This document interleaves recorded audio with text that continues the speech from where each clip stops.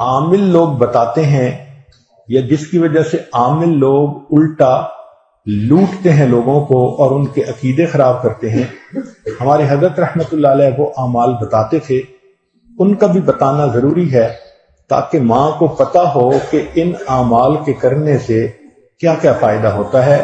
ہم جہاں جسمانی دوائیوں سے فائدہ اٹھائیں گے وہاں قرآن کے ان اعمال سے بھی فائدہ اٹھائیں۔ ہمارے حضرت رحمت اللہ علیہ فرماتے تھے کہ جب کبھی رات کو نکلنا ہو ویرانے میں، جنگل میں، اور یہاں تو جنگل میں جانے کا بہت زیادہ رواج ہے، تو فرمایا کرتے تھے کہ شام سے پہلے اگر پڑھ لیا جائے چند مرتبہ سلام علی نوح فی العالمین، سلام علی نوح فی العالمین، تو اللہ تعالیٰ سنیک بائٹ سے یا اسکارپین کی بائٹ وغیرہ سے بندے کی حفاظت فرماتے ہیں۔ پھر ایک عمل ہے کہ دشمن کا خوف۔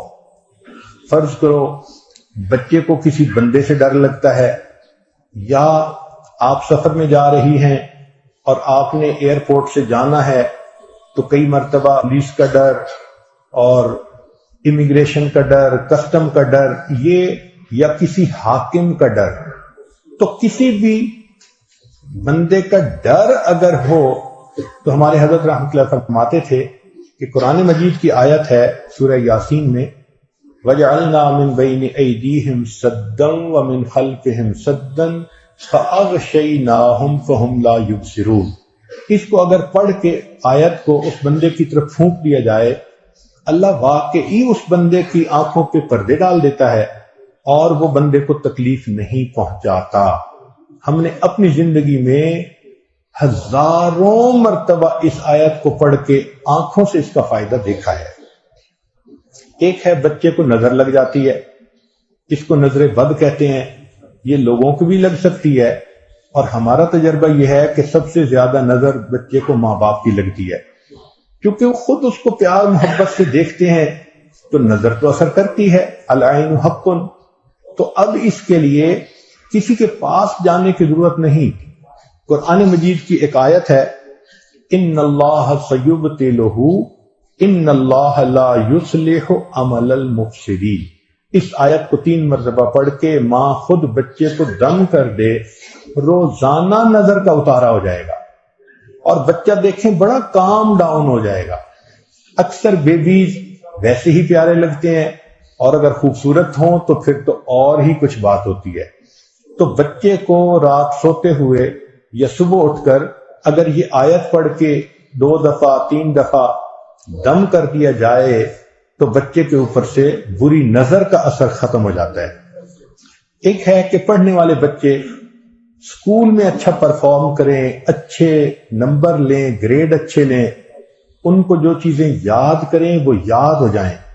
اس کے لیے قرآن مجید میں الم نشرح لک صدرک ایک سورت ہے، وہ بچے کو یاد کروا دیں اگر بچہ اس عمر کا ہے، اور وہ بچہ پڑھنے سے پہلے، اسٹڈی کرنے سے پہلے، چاہے کلاس میں ہو، چاہے ٹیوشن میں ہو، چاہے ہوم ورک کر رہا ہو، الم نشرح لک صدرک سورت کو پڑھ کے اپنے سینے پہ ایک دفعہ پھونک دے۔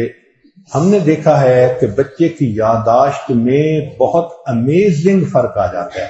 ہم یہ عمل عام طور پر ان بچیوں کو بتاتے ہیں جو حافظ بن رہے ہوتے ہیں، ان کو میمورائزیشن میں پرابلم ہوتی ہے، تو الحمدللہ سینکڑوں حفاظ پر تجربہ کیا ہم نے، اس آیت کو پڑھنے کا ہمیشہ فائدہ ہوتا ہے۔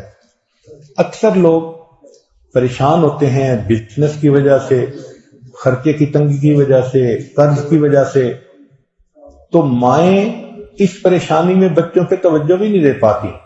تو اس کے لیے بھی ایک عمل ساتھ سن لیجئے۔